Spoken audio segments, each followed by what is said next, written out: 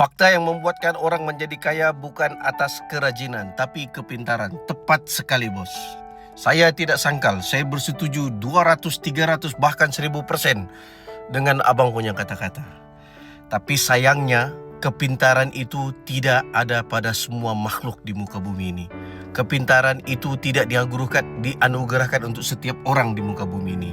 Disebabkan itulah, kepintaran kita ini, apapun yang diberikan Tuhan kepada kita adalah mutlak, bukan 100% milik kita. Yaitu sesuatu yang kita boleh manfaatkan kepada manusia-manusia yang lain. Contohnya kau bilang kekayaan. Dan kekayaan itu, kalau kita sebagai orang Muslim, tidak semua harta kita itu adalah milik kita. Sebahagiannya adalah milik fakir. Begitu juga dengan kepintaran kita. Kepintaran kita itu tidak milik kita hakiki untuk kita saja. Dan kita kena mengajarkan kepintaran itu kepada orang lain, yaitu ilmu yang bermanfaat, sesuatu yang tidak akan putus walaupun kau sudah meninggal dunia.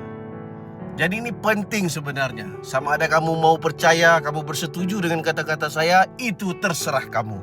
Saya cuma berkongsi saja mana yang boleh. Jadi kalau kita berada di atas, jangan lupa di bawah. Kalau kita pintar, jangan lupa orang yang tidak pintar. Kalau kita kaya, jangan lupa orang yang miskin. Kalau kita kuat, jangan lupa orang yang lemah. Dan begitu, dan seterusnya. Setuju? Kalau setuju, kita pelan-pelan saja.